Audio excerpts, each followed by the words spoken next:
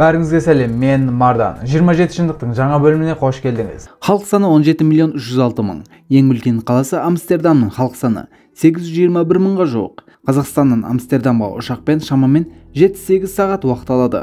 Амстердамның Шиполь әуежайы әлемнің ең көп турист ұшатын әуежайларының бірі.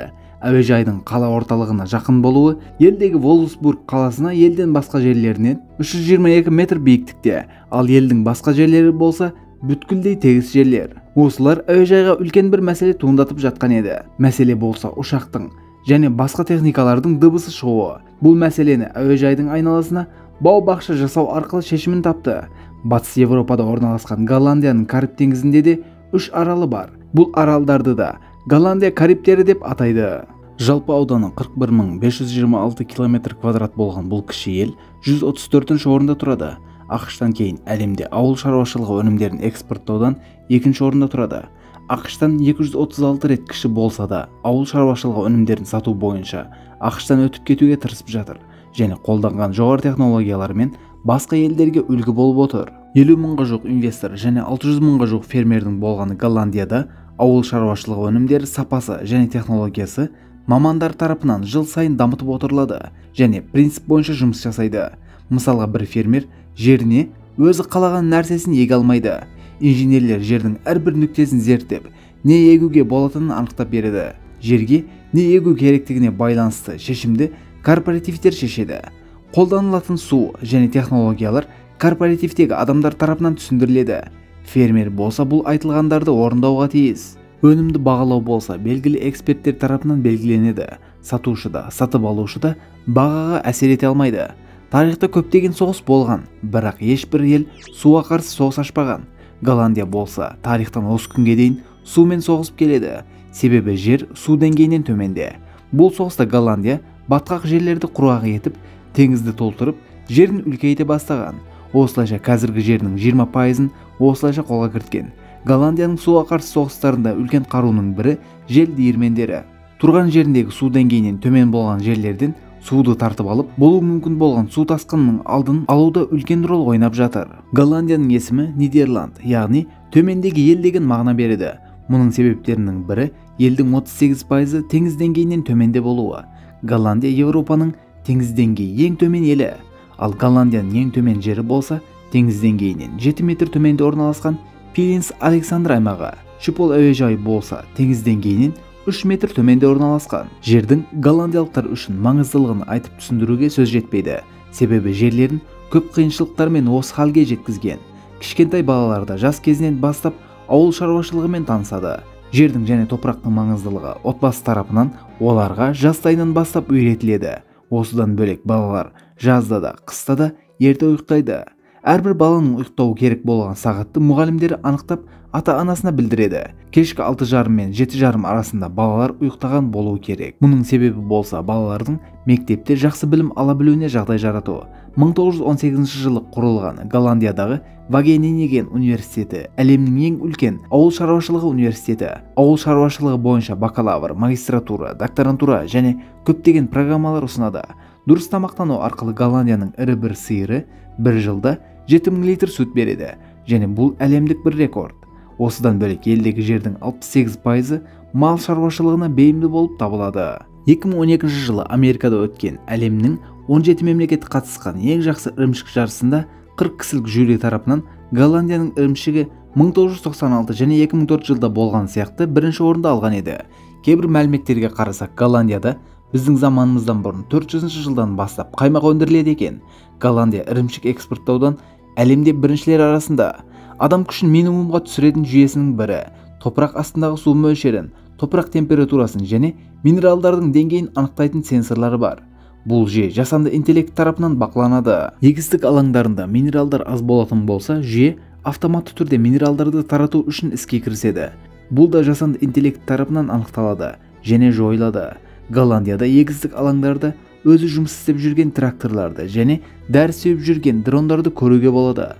Технологиямен фермерлердің жұмыс істейтін соншалық егістік алаңның қай жерінде қай минерал көп екенін және қай жеріне минерал жетіспейтінін және басқа да кемшілік, артықшылықтарын компьютер арқылы анықтай алады. Адамдар мұны анықтай алмағанымен технология анықтайды және соған қарай жұмыс жасайды. Әлемнің ең үлкен экономикасы болған Голландияны жылдың кез келген уақытында саяхат жасап көруге болады. Ең маңызды қалалары болса Den Haag, Роттердам, Эндховен, Утрехт, Лехей, Гронинген және Амстердам. Кейбір қалаларында қала әкімінің орнына уақытша әкім болып тұратын әкімдер де бар. Ел ішінде көп адам велосипед қолданады. Ата-ана балалары жүре бастаған кезде теңдікті сақтауды үйрету үшін педалы жоқ велосипед алады. Осылайша балалар жас кезінен бастап велосипед тебуді үйренеді және балалардың барлығы мектепке великпен барып келеді. Мемлекеттік қызметшілер, жұмысшылар, тіпті министрлер де велосипед қолданады. Премьер-министр Марк Ротен бірнеше рет великпен жүргені көрілген. Тіпті өткен жылы патшамен кездесуге де великпен барған екен. Егер турист ретінде Голландияға барып велик тебе алмайтын болсаңыз, әкімшілікке өтініш жазып, сізге тегін велосипед тебу курсын үйретуді талап ете аласыз. 17 миллион халқы бар Голландияда 23 миллион велик бар. Канал көп болған Голландияда жыл сайын канал ішінен 25 мың велик шығарылады. Амстердамда халықтың 32% велик қолданады. Велик қолдану тарихы болса, Голландия 1973 жылы мұнай дағдарысына тап болады. Осылайша үкімет көлікті аз қолдануға байланысты түрлі шешімдер қабылдайды және кейбір күндері мүлдем көлік айдауға тыйым салады. Нәтижеде халық велик айдауға жаппай көше бастаған және велик жолдары жасалынып, бүгінгі жағдайға жеткен. Осыдан бөлек Голландия велосипед тақырыбында өз орны бар бір ел. 2011 жылы Ховенринг атты велик жолдары жасалынып, великпен болатын апаттардың алдын алған. Голландияда анаша шегу полицияның рұқсат бергені барлық жерде мүмкін. Тіпті 2017 жылдан бастап елде мұны өсіру заңды түрге келді. Кафелерде сатылғаны үшін 18 жасқа толмағандардың көп кафеге кіруіне тыйым салынған. Бұл елде ең көп тұтынылатын фастфуд бұл фри. Сыра тұтыну жыл сайын адам басына шаққанда 75 литр. Голландиядағы Макдональдстарда басқа елдерден ерекшеленіп, бургердің қасында кола және басқа сусындар орнына сыра бар. Бүгінгі таңда көптеген елде бір жыныстағылардың үйленуіне тыйым салған, ал Голландия бұған тыйым салмаған елдердің алғашқысы. 2001 жылдан бастап бір жыныстағы адамдардың үйленуі заңды. Көптеген елде далаға шөп атуға тыйым салынса да, көптеген ел мұны дұрыс орындамайды. Ал Голландияда болса, бұл нәрсені қатаң бақылауға алған. Далаға шөп лақтырудың жазасы 185 евро. Бұл елде тыныш елдердің бірі және қылмыс жасау көрсеткіші өте төмен. Абақтылар бос, бірақ соңғы уақыттары Таяу шығыстан келген босқындар абақтыда қонуға разы. 1998 жылдан бері әр айдың алғашқы дүйсенбі күні түскі 12-де 1 минут 26 секунд бойы осындай дабыл қағылады. Мұның себебі қандай да бір проблемаға қарсы дабылдың жұмыс істейтіні немесе істемейтінін анықтау.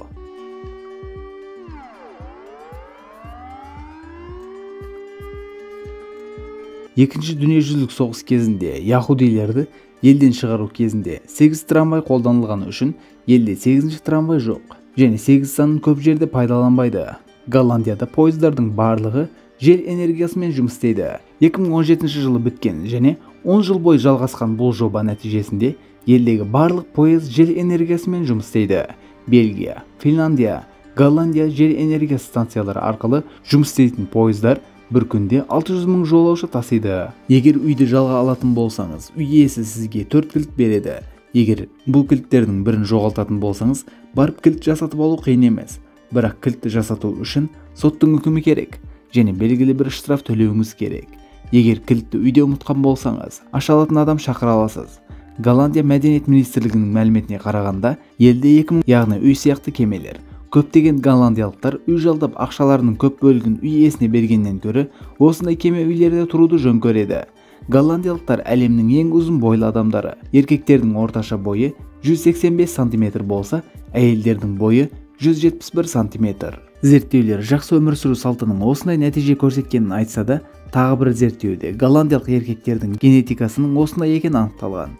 Голландия тарихында көптеген су басу оқиғалар болған және көптеген адам өліміне себеп болған. Астанасы Амстердам 11 миллион ағаш қазық үстінде құрылған бір қала. 1300-ден астам көпір бар. Су деңгейінің азайып, ағаш қазықтарға ауа тиіп шіруіне кедергі болу үшін голландиялықтар су деңгейін бір қалыпты ұстап отыр. Бұл нәрсені қаншалықты бақылауда ұстаса да, қазықтар үстіне құрылған бұл қаланың кейбір қазықтары иілгенін көруге болады. Кейбір үйлер қисая бастаған. Бұл үйлерге қарап Амстердамның суға қарсы қаншалықты соғысып жатқанын көресіз. Голландияда ешбір уақыт жер сілкінісі болмағандықтан Бул ийилмелер эч бир кооп төндүрүп турган жок. Әкимчилик аткарылуу керек болгон жумуштарды жасап, негизин күчөйтө түсүүдө. Бүгүнкү таңда әлемде эң көп кызгалдак өндүрөтүн эл Голландия. 11-гасырда Сүлеймен патшанын Голландия патшасына кызгалдак жиберүү менен кызгалдакпен таанышкан голландиялыктар азыркы таңда әлемге кызгалдак экспорттап, ел экономикасына әсер ете алатын дәрежеде пайда тауып отыр. Өте аз жери болса да, жерин өте жогору деңгейде пайдаланып жатыр. Ал Казакстандын үлгү алуу керек болгон Голландиянын ерекшеликтери осылар. Bir videonun da ayağına keldik. Келесі бейнелерди өткізіп алмау үшін каналға подписаться етуді ұмытпаңыз. Және қоңыраушаны басып қойыңыз. Келесі бейнелерде көріскенше, мен Мардан.